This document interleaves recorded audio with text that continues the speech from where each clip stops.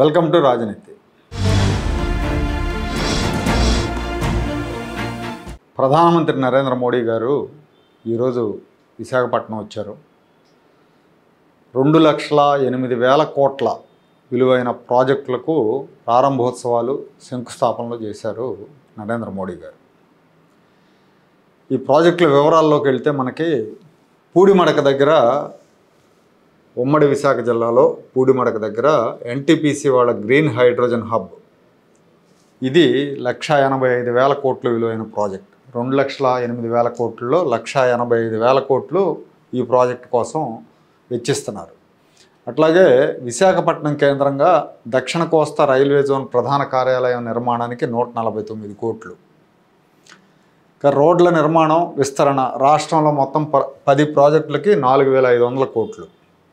కృష్ణపట్నంలో పారిశ్రామిక park, industrial park కోసం 2,139 కోట్లు. 6 రైల్వే ప్రాజెక్టులకు 6,000 కోట్లు. నక్కపల్లి దగ్గర బల్క్ డ్రగ్ పార్క్, దీని ద్వారా దాదాపు 10,000 ఉద్యోగాలు, 10,000కు పైన ఉద్యోగాలు వస్తున్నాయి. దీనికి 1,877 కోట్లు. అలాగే 7 రోడ్డు ప్రాజెక్టులకు 3,000 కోట్లు. 3 రైల్వే లైన్లకి 5,718 కోట్లు. వీటన్నిటికి కూడా ఆయన శంకుస్థాపనలో ప్రారంభోత్సవాలు చేశారు. ఇక్కడ విషయం ఏంటంటే, మొన్న మధ్య ఒక ఇద్దరు పెద్ద మనుషులు అమరావతి మీద విషం కక్కారండి.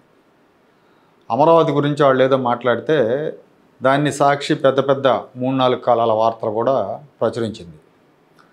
వాళ్ళలో ఒకరు పక్క రాష్ట్రం తెలంగాణకు చెందిన హరగోపాల్ అనే ఆయన హక్కుల ఉద్యమ నాయకుడు. ఆయనకు తెలియని విషయాలు ఏమి ఉండవు, ఆయన అంత పామరుడేం కాదు. అట్లాగే ఇంకొక ఆయన ఈఏఎస్ శర్మ అని విశాఖపట్నంలో ఉంటాడు. ఆయన రిటైర్డ్ ఐఏఎస్ అధికారి. ఆయన కూడా పామరుడేం కాదు, ఆయన పండితుడే. కాకపోతే వీళ్ళ ద్వేషాలు ఎలా ఉంటాయంటే, అమరావతిలో ఒక 40,000 కోట్లతో వర్క్స్ మొదలుపెట్టారండి. అమరావతి రాష్ట్రానికి రాజధాని, రాష్ట్రం అన్నాక రాజధాని ఉండాలి. ఆ రాజధానిని అమరావతిలో నిర్ణయించారు చంద్రబాబు నాయుడు గారు. ఆ తర్వాత వచ్చిన జగన్మోహన్ రెడ్డి దాన్ని పాడు పెట్టాడు. జగన్మోహన్ రెడ్డి 5 ఏళ్ళు ఏ అరాచకం చేసినా ఈ మేధావులు ఎవరు మాట్లాడలా, నోరు మెదపలా. ఇప్పుడేదో రాజధాని కట్టుకోవాలి, దానికి డబ్బులు అవసరం అయితే లోన్ తీసుకొని రాజధాని కడుతున్నారు. కడతంటే అంత లోన్ తీసుకుంటారా, రాష్ట్రం మొత్తం చెల్లించాలి కదా అని ఈఏఎస్ శర్మ అని ఆయన వితండవాదన. ఈ హరగోపాల్ అని ఆయనేమో అమరావతిని డెవలప్ చేస్తే ఎట్లా, రాయలసీమను డెవలప్ చేయాలి కదా అని ఆయనకి ఎందుకు అసలు, ఆయన ఏనాడైనా హైదరాబాద్ని డెవలప్ చేస్తున్నారు, మహబూబ్ నగర్ని ఎందుకు డెవలప్ చేయట్లేదు, ఆదిలాబాద్ని ఎందుకు డెవలప్ చేయట్లేదు అని తెలంగాణలో మాట్లాడరు. ఇక్కడికి వచ్చి ఇక్కడ విభేదాలు రెచ్చగొట్టే పనిలో ఉంటారనమాట. ఇవాళ ఈ ప్రాజెక్టు గురించి తీసుకుంటే మనం 2,08,000 కోట్లు పెట్టుబడులు వస్తుంటే ఆంధ్రప్రదేశ్ రాష్ట్రానికి, అందులో 1,88,000 కోట్లు ఉత్తరాంధ్రకే వస్తుంది, విశాఖపట్నానికే వస్తుంది. మరి ఈఏఎస్ శర్మ ఇప్పుడు ఎక్కడ గడ్డి బీకుతున్నారు? ఇప్పుడు మాట్లాడవచ్చు మొత్తం అన్ని విశాఖపట్నానికి పెడితే మిగతా రాష్ట్రం సంగతి ఏంటని మాట్లాడవచ్చు కదా. ఈ 1,88,000 కోట్లే కాదు, ఇంకో 1,40,000 కోట్లతో ఆర్సెలర్ మిట్టల్ వాళ్ళ స్టీల్ కంపెనీ వస్తుంది, స్టీల్ ఫ్యాక్టరీ వస్తుంది. అది కూడా కలిపితే 3,28,000 కోట్లు అవుతుంది. ఆ మొత్తం ఉత్తరాంధ్రకే, విశాఖపట్నం జిల్లాకే వెళ్తుంది. మరి ఒకే జిల్లాకి ఎంత పెడితే మిగతా జిల్లాల పరిస్థితి ఏంటని మాట్లాడవచ్చు కదా. ఇప్పుడు మాట్లాడరు.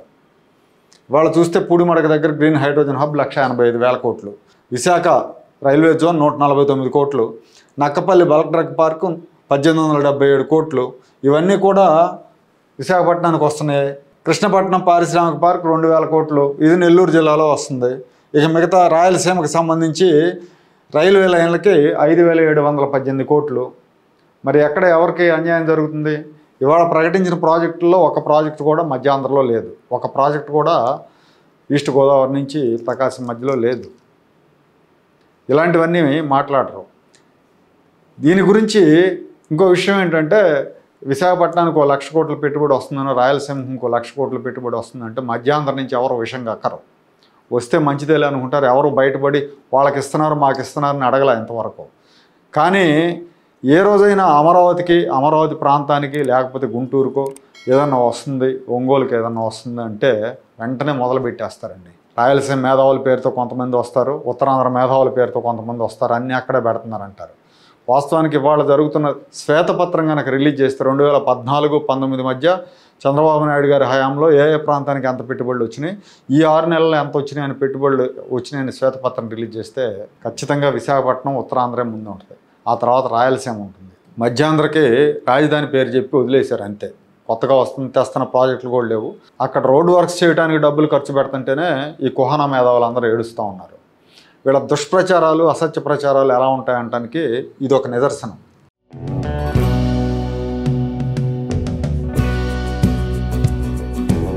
Like, share and subscribe to Rajaniti channel.